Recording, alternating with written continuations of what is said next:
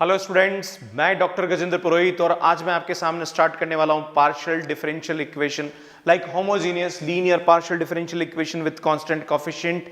Student यहां पे इस टाइप की जो इक्वेशंस होती है उसका CF और PI निकालना होता है हमें, है ना। लाइक इससे पहले मेरा जो differential equation higher order differential equation with CF and PI बहुत अच्छा रिस्पांस आपकी तरफ से मुझे मिल रहा है। लगभग मेरे 1.5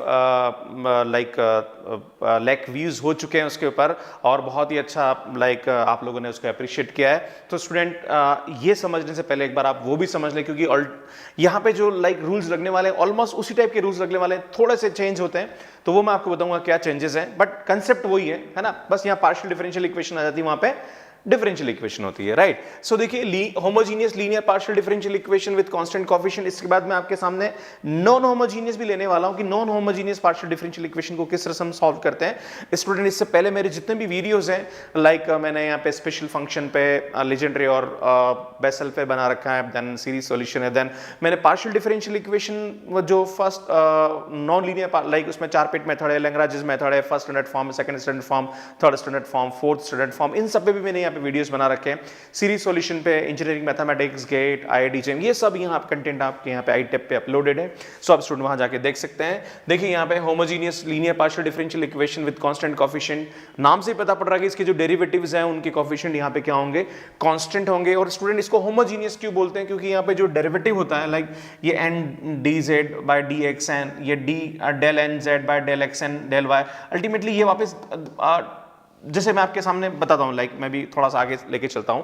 इस टाइप से जो डेरिवेटिव है, जैसे इसका अगला डेरिवेटिव क्या होगा, अगर मैं इसके अगला डेरिवेटिव लूं तो ये K1 है, नेक्स्ट K2 आएगा, ये आएगा डेल, ये तो ऊपर सेम रहेगा पर यहाँ पे क्या आ जाएगा डेल xn-2 और ये डेल y2। तो इस टाइप का एक पैटर्न चलता है, इसलिए इसको हम बोलते हैं होमोजीनियस पार्शियल डिफरेंशियल इक्वेशन। अगर ये पैटर्न फॉलो नहीं होता है तो वो फिर हमारी क्या होती है, नॉन होमोजीनियस, मतलब लाइक जो होमोजीनियस नहीं है वो नॉन होमोजीनियस होती है ना। So it's called homogeneous partial differential equation, n order की होती है विद कांस्टेंट कोफिशिएंट। यहां पे डेल बाय डेल x को हम d से रिप्रेजेंट करते हैं और डेल बाय डेल y को हम d डैश से रिप्रेजेंट करते हैं। इस इक्वेशन का जो सिंबॉलिक फॉर्म होता है उसको हम इस तरह से लिख सकते हैं, डेल n K1 dn-1, इसको d डैश लिखेंगे ना। देखो यहाँ पे पावर अल्टीमेटली इनकी पावर को ऐड करेंगे तो dn ही आएगा, है ना। नेक्स्ट अगला जो टर्म आएगा वो क्या आएगा, देखो dn-2 d डैश का स्क्वायर, नेक्स्ट क्या आएगा dn-3 d डैश का क्यूब। ये पैटर्न फॉलो होता है। So this is called homogeneous, right. Now ये z ये बाहर आ जाएगा fxy। नाउ इसको हम इस तरह से भी लिख सकते हैं, है ना, इस तरह से भी हम लिख सकते हैं। ओके, सो अब इस टाइप की जो इक्वेशन होती है पार्शियल डिफरेंशियल इक्वेशन होमोजीनियस, इसका जो सॉल्यूशन होता है वो CF प्लस PI होता है।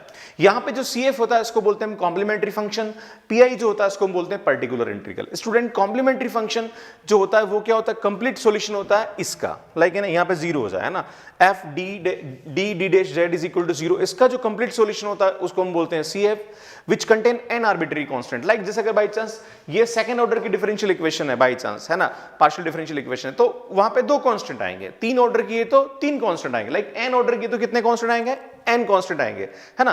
तो जहां पे कांस्टेंट आते हैं उसको हम बोलते हैं कॉम्प्लीमेंट्री फंक्शन, राइट, है ना, which contain n arbitrary constant and particular integral which is called PI is a particular solution of equation। और उसके अंदर कोई कांस्टेंट नहीं आता है, वो विदाउट कांस्टेंट वाली सॉल्यूशन आता है ना। और वो जो सॉल्यूशन होता है नॉर्मली इस साइड का सॉल्यूशन होता है, इस साइड का जो सॉल्यूशन होता है वो CF होता है, इस साइड का सॉल्यूशन होता है वो PI होता है, और दोनों को हम प्लस करके लिखते हैं, this is called CF plus PI। अगर इस साइड में 0 है तो फिर उसका PI क्या होगा, 0 होगा, है ना। तो मैं सबसे पहले आपको सिखाऊंगा कि किस तरह से हम कॉम्प्लीमेंट्री फंक्शन निकालते हैं, फिर उसके बाद मैं आपको सिखाऊंगा कि कैसे हम यहाँ पे PI निकालते हैं। और PI में कुछ 2-3 टाइप के, लाइक मैं यहाँ पे 3 वीडियोस इसके ऊपर लेने वाला हूँ। सबसे पहले मैं आपको सिखाऊंगा कि CF कैसे निकालते हैं, उसके बाद मैं आपको सिखाऊंगा कि पर्टिकुलर इंटीग्रल कैसे निकालते हैं, फिर उसके बाद मैं आपको दोनों में जो इंपॉर्टेंट क्वेश्चंस हैं, लाइक जो जिसके बड़े बड़े लाइक कॉम्बिनेशन वाले क्वेश्चंस होते हैं उसका हम CF और PI किस तरह से निकालते हैं, सो यहाँ पे लेके आने वाला हूँ मैं। सो सबसे पहले मैं आपको CF कैसे निकालते हैं इसका वर्किंग रूल सिखाता हूँ। सो स्टूडेंट देखिए यहाँ पे इसका जो वर्किंग रूल है, like rule for finding CF, अगर आपके पास इस टाइप की कोई भी पार्शियल डिफरेंशियल इक्वेशन होमोजीनियस लिखी हुई है तो इसको हम सबसे पहले सिंबॉलिक फॉर्म में इस तरह से लिखते हैं, है ना। इसको d लिखते हैं, इसको d like del by del y को हम d डैश लिखते हैं, देन इसको हम इस तरह से लिख सकते हैं, राइट, है ना। नाउ अब यहाँ पे सबसे पहले हम एक्सिलरी इक्वेशन लिखते थे, जैसे हम वहां पे भी लिखते थे लाइक डिफरेंशियल इक्वेशन के अंदर, वहां पे डी की जगह हम एम रखेंगे और डी डैश की जगह हम 1 रखेंगे। वहां पे डी की जगह एम रखते थे, है ना, क्योंकि वहां डी डैश होता नहीं था। यहाँ पे डी की जगह एम और डी डैश की जगह 1 रखेंगे। जैसे 1 रखेंगे तो हमारे पास यहाँ पे एम में इक्वेशन मिलेगी, पॉलिनोमियल मिलेगी, इस इक्वेशन मिलेगी। देन उस इक्वेशन को हम सॉल्व करके एम की वैल्यू निकालेंगे। किसकी वैल्यू निकालेंगे? एम की।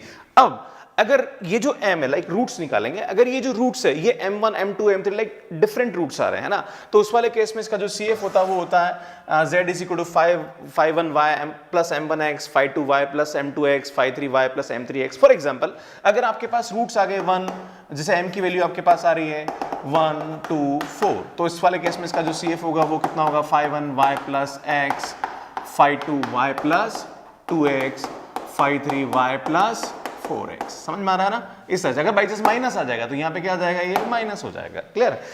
If roots are equal, like अगर m1 दो बार रिपीट कर रहा है तो उस वाले केस में इसका जो CF होगा वो क्या होगा? z is equal to 5(1)y plus m1x plus xy plus m2x। जैसे वहां पे भी रूट्स रिपीट करते थे, लाइक 1 1 आते थे तो वहां पे होता था c1 प्लस c2x e की पावर x, है ना। तो यहाँ पे थोड़ा सा डिफरेंट कंसेप्ट है ना, तो यहाँ पे भी x आएगा, है ना। तो 5(1)y plus m1x plus x 5(2)y plus m1x, है ना, फिर इस तरह चलेगा। लाइक अगर मैं आपसे बोलूँ कि m की वैल्यू आ रही है 2 2 4, तो उस वाले केस में इसका जो CF होगा वो क्या होगा? 5(1)y plus 2x plus x 5(2)y plus 2x plus 5(3)y plus 4x। ये ध्यान देने की जरूरत है। अच्छा अगर बाई चांस रूट्स ऐसे आ गए 2 2 2 3 बार रिपीट कर गया तो उस वाले केस में इसका जो CF होगा वो क्या आएगा? y plus 2x plus x 5(2), ये 5(1) है, y plus 2x plus x square 5(3)y plus 2x। मतलब ऐसे चलता जाएगा। अगर एक और बार होगा तो x³ y plus 5(3x) 5(4)y plus 2x हो जाएगा, है ना। If roots are imaginary, like अगर इमेजनरी रूट्स आए तो टेंशन लेने की जरूरत नहीं है, वहां यहाँ पे इमेजनरी m की जगह इमेजनरी आ जाएगा। फॉर एग्जांपल अगर मैं आपसे बोलूँ कि इफ रूट्स आर m की वैल्यू आ रही है 2 प्लस माइनस 3 आयोटा, तो उस वाले केस में इसका रूट क्या, इसका जो CF आएगा वो क्या आएगा? y plus 2 plus 3 iota x plus 5(2)y plus 2 minus 3 iota x। तो ये हमारा क्या हो जाएगा? CF हो जाएगा। तो स्टूडेंट नॉर्मली CF हम इस तरह से निकालते हैं। अब मैं आपके सामने कुछ क्वेश्चंस लेता हूं। अच्छा कभी कभी मन में स्टूडेंट के क्वेश्चन उठ जाता है कि सर यार ये बना कैसे, आया कैसे, लाइक मैं आपको इसकी बात करूं कि ये सर ये आया कैसे, है ना। तो मैं आपको बताना चाहता हूं, इसके ऊपर भी एक कंसेप्ट है और वो कंसेप्ट को समझ लीजिए आप कि ये कैसे आता है। तो ध्यान दीजिए, ये जो इक्वेशन होती है मैं आपको थोड़ा सा समझा देता हूँ यहाँ पे, है ना। लाइक हम क्या करते हैं, अगर हम CF निकाल रहे हैं तो हम क्या करेंगे? इसके फैक्टर करेंगे, है ना। तो इसके जो फैक्टर आएंगे, है ना, वो क्या आएंगे? लाइक अगर मैं इसको फैक्टर करूंगा तो वो आएगा d माइनस m1x, है ना।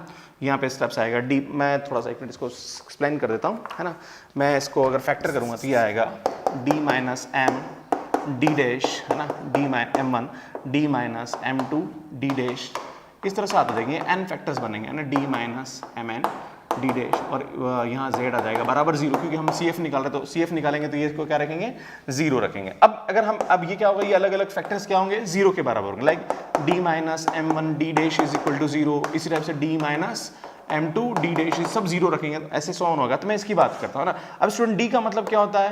dy बाय dx होता है, माइनस m डैश इसकी वैल्यू क्या होती है? dy बाय dz होती है ना, सॉरी dz बाय dx, और ये होता है dz बाय dy। पर हम जानते हैं स्टूडेंट इसकी वैल्यू हम p बोलते हैं, तो p माइनस यहाँ क्या आएगा? m1, इसको q बोलते हैं, है ना, इज इक्वल टू 0। और हम जानते हैं स्टूडेंट लैग्रांजेस मेथड, आपने लैग्रांजेस मेथड पढ़ा हो तो वहां पे होता था p plus q is equal to r, तो यहाँ आता था dx upon capital P, dy upon capital Q और dz अपॉन कैपिटल R होता था। फिर दो को हम लेते थे, सेम कंसेप्ट यहाँ भी हम यूज करेंगे। तो स्टूडेंट dx की जगह अपन 1 आएगा, dy की जगह माइनस का m आएगा, और dz की जगह नीचे कितना आएगा? 0 आएगा, क्योंकि उधर है ही नहीं, है ना। नाउ इन दोनों को हम सॉल्व करेंगे सबसे पहले। तो ये m इधर आया, ये इधर गया, तो ये आ जाएगा माइनस का x बराबर y, है ना। और यहाँ से हम इसको सॉल्व करेंगे तो ये तो नीचे 0 आ रहा है ना, तो यहाँ पे हमारे पास जो वैल्यू आएगी z इज इक्वल टू कितना आ जाएगा? अच्छा यहाँ पे प्लस भी आता है, प्लस c1 ले लीजिए, यहाँ पे इसको बराबर रखेंगे तो ये c2 के बराबर आएगा, ठीक है। तो देन इसको हम इधर लेके आ जाइए, तो c1 की जो वैल्यू आएगी वो आएगी y माइनस m1x, और c2 की जो वैल्यू आएगी वो z आएगी। तो हमारे पास इस टाइप की जो इक्वेशन होती है उसकी जो सॉल्यूशन होता था, यहाँ पे आई टाइप पे जाके आप लैग्रांजेस मेथड को समझ भी सकते हैं, क्योंकि मैंने समझा रखा है। फिर भी मैं आपको थोड़ा बता देता हूँ कि इसके दो टाइप के सॉल्यूशन होते हैं। या तो हम लिखते हैं यहाँ पे z इज इक्वल टू क्या होता है यहाँ पे C1 और C2 होता है, या फिर हम इसको ऐसे भी लिख सकते हैं C1 इज या C2 इज इक्वल टू ये C1 है ना। तो यहाँ पे जो C2 है उसकी वैल्यू कितनी आएगी Z, और ये कितना आएगा हमारे पास 5, यहाँ 5 ले लीजिए ज़्यादा अच्छा रहेगा ना। और C1 की वैल्यू हमारे पास कितनी आ रही है y माइनस m1x। तो इस तरह से सॉल्यूशन आता है। फिर नेक्स्ट इसको सॉल्व करेंगे तो यहाँ पे y माइनस m2x आएगा इस तरह से, देन फिर हम सबको ऐड करेंगे तो ये हमारा क्या आएगा, आंसर आएगा। तो इस तरह से इस टाइप के सॉल्यूशंस निकलते हैं। खैर आपको इतना डीप में जाने की जरूरत नहीं है, आप सीधा इस क्वेश्चन को इस तरीके से कर सकते हैं, आपको सीधा याद रखना है। ये तो मैंने कंसेप्ट बताया कि आता कैसे है ना। अब मैं 4-5 क्वेश्चंस बताता हूं जिसमें हम इसका CF निकालना सीखेंगे यहाँ पे। सो स्टूडेंट देखिए इन 4 क्वेश्चन को हम किस तरह से सॉल्व करेंगे। सो पहले तो मैं आपको बता दूं कि जो r होता है इसकी वैल्यू होती है del 2z upon del x square, s का मतलब होता है del 2z upon del x del y, और t का मतलब होता है del 2z upon del y square. और कभी कभी यहाँ p और q भी आ जाता है, तो p का मतलब होता है del z by del x और q का मतलब होता है del z by del y। तो ये कुछ नोटेशन से आपको याद होने चाहिए, है ना। सो देखिए हम यहाँ पे रखेंगे तो इसको रख सकता हूँ मैं del 2z upon del x square minus 3a del 2z upon del x del y plus 2a square del 2z upon del y square is equal to 0। Student इसको लिख सकते हैं d square minus 3a d dash plus 2a square d dash square is equal to 0। यहाँ पे z ले लेंगे, यहाँ पे साथ में ना z आएगा। फिर हम क्या करते हैं, जहाँ d वहाँ m रखते हैं, तो ये आएगा m square minus 3am plus 2a square is equal to 0। इसको हमें फैक्टर निकालने पड़ेंगे स्टूडेंट, तो ये आएगा माइनस का 2am minus am plus 2a square is equal to 0। तो यहाँ से m कॉमन निकाला तो m माइनस 2a, यहाँ से माइनस a कॉमन निकाला तो ये आएगा m minus 2a is equal to 0। तो यहाँ से आएगा m माइनस a और ये आएगा m minus 2a is equal to 0। तो स्टूडेंट एक की वैल्यू आई, m की वैल्यू आई, और एक m इज इक्वल टू कितना आया, 2 आया। तो ये m की वैल्यू आई, तो हमारे पास जो CF होता है वो कितना होता है, CF इज इक्वल टू होगा 5(1) y माइनस यहाँ पे क्या होगा y plus ax plus 5(2) y plus 2ax। तो इस तरह से इसका क्या आएगा, यहाँ पे CF आएगा। और ये z इज इक्वल टू लिख सकते हैं क्योंकि इसका PI यहाँ पे क्या है, 0 है। ठीक है, तो इस तरह से इसका क्या आएगा, आंसर आएगा। एक और क्वेश्चन लेता हूँ मैं आपके सामने स्टूडेंट। r की वैल्यू कितनी होती है, del 2z upon del x square plus a, ये आएगा del 2z upon del y square is equal to 0। Student इसको लिख सकते हैं d square plus a square d dash square into z is equal to 0। इसको लिख सकते हैं m square plus a square, ये एक्सिलरी इक्वेशन हो जाएगी। देन यहाँ से m की वैल्यू आएगी आपके प्लस माइनस a आयोटा, है ना। तो मैंने आपको बताया था इस वाले केस में हमारा जो CF होता है वो क्या होता है, z is equal to 5(1) y plus iota x plus 5(2) y minus a iota x, है ना। तो आयोटा x, है ना। तो ये हमारा क्या होगा, CF होगा, और यही हमारा आंसर होगा क्योंकि PI तो यहाँ पे क्या आएगा, 0 आएगा, है ना। नाउ देखिए आप नेक्स्ट इसके अंदर यहाँ पे क्या करेंगे, तो सीधा आ रहा है, तो यहाँ पे रख दीजिए m cube minus 4m square plus 4m is equal to 0। Now हम स्टूडेंट क्या करेंगे, यहाँ से m कॉमन निकालेंगे तो ये आएगा m square minus 4m plus 4 is equal to 0। तो ये आएगा m माइनस 2 का whole square is equal to 0। तो हमारे पास एक तो m की वैल्यू 0 आ रही है और यहाँ पे एक वैल्यू क्या आ रही है, 2 और 2 आ रही है। तो इस वाले केस में इसका जो CF होगा like z is equal to लिख सकते हैं बिकॉज PI 0 है ना। नाउ 5(1) ये आएगा y प्लस 0x, है ना, प्लस 5(2) y प्लस 2x, यहाँ रिपीट कर रहा है इसलिए यहाँ पे x 5(3) y प्लस 2x आएगा ना। तो ये 0 है तो इसको हम लिख सकते हैं सीधा क्या, 5(1) y plus 5(2) y plus 2x plus x 5(3) y plus 2x। तो इस तरह से इसका क्या आएगा, यहाँ पे आंसर आएगा। सो स्टूडेंट देखिए इस क्वेश्चन को हम किस तरह से करेंगे, ये आएगा d power 4 minus 2d cube d dash plus 2d d dash cube minus ये आएगा d dash power 4 into z is equal to 0। Student मैं आपको बता दूं ये d डैश कैसे लिखना है, तो यहाँ y अगर एक बार आ रहा तो d डैश आएगा, यहाँ y क्यूब आ रहा, डेल y क्यूब आ रहा है इसलिए d डैश क्यूब आएगा, है ना, ध्यान देने की जरूरत है ना। नाउ ये आएगा m power 4 minus 2m cube plus 2m minus 1 is equal to 0। आप देख रहे हो यहाँ पे m is equal to minus 1 रखने पर 0 हो रहा है। देखिए आप m is equal to minus 1 रखेंगे तो ये कितना हो जाएगा, यहाँ पे ये 1 हो जाएगा। देन ये आपके पास कितना आएगा, यहाँ पे माइनस 1 रखने पर ये आएगा आपके पास प्लस 2 और ये माइनस बिल्कुल ठीक है 0 हो रहा है। नाउ m प्लस माइनस 1 आ रहा है तो इसका मतलब m plus 1 is equal to 0 उसका एक फैक्टर होगा। तो हम क्या करेंगे, यहाँ पे m प्लस 1 है ना, इसको 3 बार लिखेंगे, मतलब 4 बार लिख लेंगे, है ना, m plus 1 is equal to 0। तो यहाँ पे हमने को क्या चाहिए, m पावर 4 चाहिए, तो मैं इसको m क्यूब से मल्टीप्लाई करता हूँ, है ना। नाउ m क्यूब आ गया, नाउ प्लस m स्क्वायर आ गया, m पावर 4 आ गया, प्लस m क्यूब आ गया, मुझे तो यहाँ चाहिए ही नहीं है ना, तो मैं लिखूंगा माइनस का 3m स्क्वायर। नाउ ये आएगा 3m क्यूब, बिल्कुल ठीक है। माइनस का 3m स्क्वायर अपने को चाहिए नहीं, तो यहाँ लिखेंगे प्लस का 3m, यहाँ पे आएगा प्लस का 3m, अपने को चाहिए माइनस का 1 ले लो इसको आप। देन यहाँ से क्या होगा, ये m+1 कॉमन निकलेगा। आपको अगर डिवाइड करना दिक्कत आ रहा तो m+1 से इसको डिवाइड कर देना, तो हो जाएगा m cube minus 3m square plus 3m-1 is equal to 0। So student ये आएगा m+1 और ये आएगा m-1 का क्यूब इज इक्वल टू 0। तो m की वैल्यू एक तो -1 आएगी, 1 1 1 आएगा, है ना। तो इसका जो CF आएगा स्टूडेंट वो आएगा हमारे पास z is equal to 5 1 y minus x, और ये 3 बार रिपीट हो रहा है, तो ये आएगा 5 2 y plus x 5 3 y plus x square 5 4 y plus x। तो इस तरह से इसका यहाँ पे क्या आएगा, CF आएगा। तो स्टूडेंट मुझे लगता है आपको मेरा जो ये कंटेंट है ये समझ में आया होगा। नेक्स्ट मैं आपके सामने आगे लेके आने वाला हूँ कि कैसे हम homogeneous linear differential equation, partial differential equation का PI निकालते हैं, उसके क्या रूल्स हैं।